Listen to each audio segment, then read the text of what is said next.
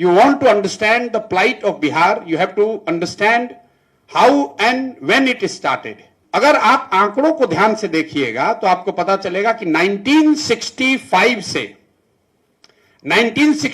से पिछले वर्ष तक कोई ऐसा वर्ष नहीं गया है जब बिहार दूसरे राज्यों के मुकाबले किसी न किसी आंकड़े में पीछे न गया हो। 1950 से लेकर 65 तक बिहार टॉप 5 में, फिर उसके बाद टॉप 10 के राज्यों में रहा है।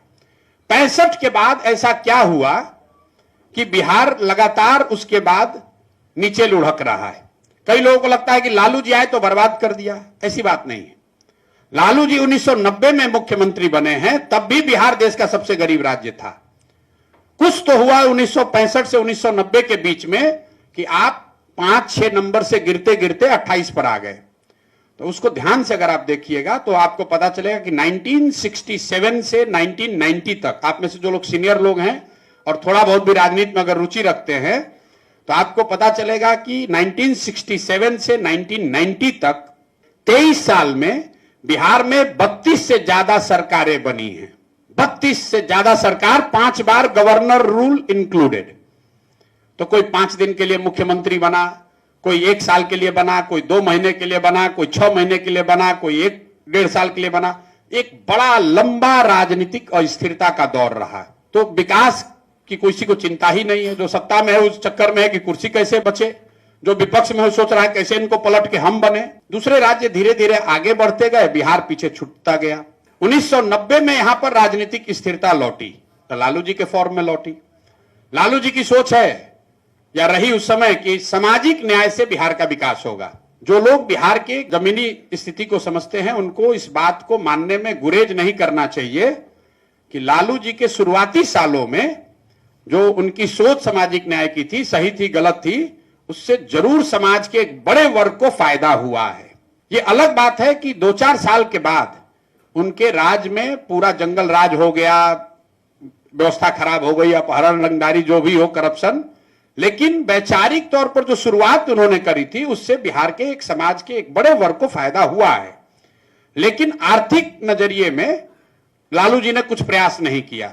दूसरा जो उन्होंने बड़ी दूसरी गलती करी, गलती जानबूझ के किया या उनकी समझ का फेर है, कि जिन वर्गों को उन्होंने आवाज दिया उन वर्गों के बच्चों के पढ़ाई की बात नहीं की। जिन वर्गों को उन्होंने आवाज दिया उनको उन्होंने जमीन नहीं दी।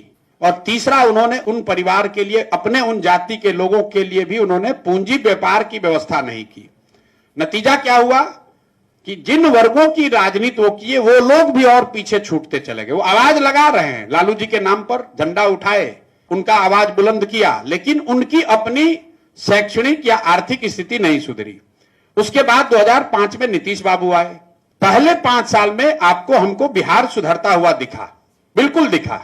वो इसलिए दिखा कि बेस इतना कम था, कमरे में अंधकार बहुत हो तो एक दिया भी कोई जलाएगा तो प्रकाश दिखने लगेगा। 2005 से लेकर 2012-13 तक नीतीश जी का जो 20 साल का शासन काल है, इसको 2 भाग में सीधे बांट दीजिए, तब आपको समझ में आएगा कि 65 से 90 में क्या हुआ। नीतीश कुमार वही हैं, व्यवस्था वही है, बिहार की सरकार वही है, समाज वही है, जाति वही है। लेकिन 2005 से लेकर 2012-13 तक जो नीतीश जी की सरकार चली उसमें बिहार सुधरता हुआ दिखा। और 2013 से लेकर अभी तक जो सरकार चल रही है उसमें आपको बिहार बिगड़ता हुआ दिख रहा है। ऐसा क्यों? ऐसा इसलिए कि 2005 से लेकर 2013 तक बिहार में एक स्थिर सरकार चल रही थी जो नीतीश और भाजपा की सरकार थी। 13 के बाद 25 तक नीतीश जी की ये 7वीं सरकार है। हम लोग ऐसे हंसी में कहते हैं पलटू राम है, इधर पलटता है उधर पलटता है। ध्यान से देखिएगा तो 13 के बाद ये नीतीश कुमार की 7वीं सरकार है।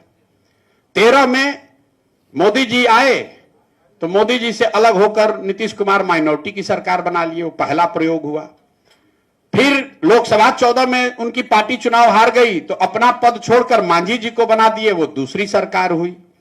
फिर मैं यहां आया, उनको समझाया वापस आने के लिए, तो मांझी जी को हटाकर खुद बने तो वो तीसरी सरकार हो गई। फिर महागठबंधन के साथ चुनाव जीते, वो 4थी सरकार हुई। फिर 2 वर्ष में भाग के भाजपा में चले गए, वो 5वीं सरकार हुई। फिर भाजपा से भागे महागठबंधन में, वो 6वीं सरकार हुई। और फिर महागठबंधन से छोड़कर अभी आए हैं, ये 7वीं सरकार है। मैं क्यों आपको इतना लंबा बता रहा हूं नेता वही है, व्यवस्था वही है, समाज वही है, लेकिन नीतीश कुमार का पहला 10 साल और दूसरा 10 साल इसके आउटपुट में जमीन आसमान का फर्क है। क्योंकि 10 साल राजनीतिक तौर पर वो स्थिर थे, कुछ अच्छा कर रहे थे। अगला 10 साल अब उनको एक ही चिंता है, कुर्सी बची रहे। अंदाजा लगाइए कि 70 में जो मुख्यमंत्री रहा होगा उसकी भी यही चिंता है किस तरह कुर्सी बचा रहे। 80 में जो मुख्यमंत्री था उसको भी यही चिंता था कि हमारी कुर्सी बची रहे। तो राजनीतिक अस्थिरता का लंबा दौर और वैचारिक स्तर पर शिक्षा में इन्वेस्ट न करने की वजह से यहां पर परेशानी हुई। 1955 में बिहार और तमिलनाडु बराबर थे। आज तमिलनाडु का एनुअल बजट है 7.5 लाख करोड़, बिहार का एनुअल बजट है 2.8 लाख करोड़। आपसे 3-4 गुना बजट के टर्म में 4 गुना बड़ा हो गया है। One single differentiator has been the investment in education. जो द्रविडियन आंदोलन हुआ वहां पर भी यही हुआ, ब्राह्मणिकल ऑर्डर को हटाओ, जो यहां पर सामाजिक न्याय की बात है, यही द्रविडियन आंदोलन में भी हुआ है। The difference has been 2, 1 investment in education and second समाजवाद के नाम पर कैपिटलिस्ट को भगाया नहीं गया। बिहार में यह समाजवादी विचारधारा इतना अंदर चला गया है कि यहां पर कैपिटलिज्म को, बिल्कुल कैपिटल को लोग गुनाह मानता है। मुख्यमंत्री यहां किसी बिजनेसमैन से नहीं मिलते हैं, तमिलनाडु में, केरल में लोग मिल रहा है, यहां पर नहीं मिलता है। इसी वजह से हम लोग पीछे छूट गए।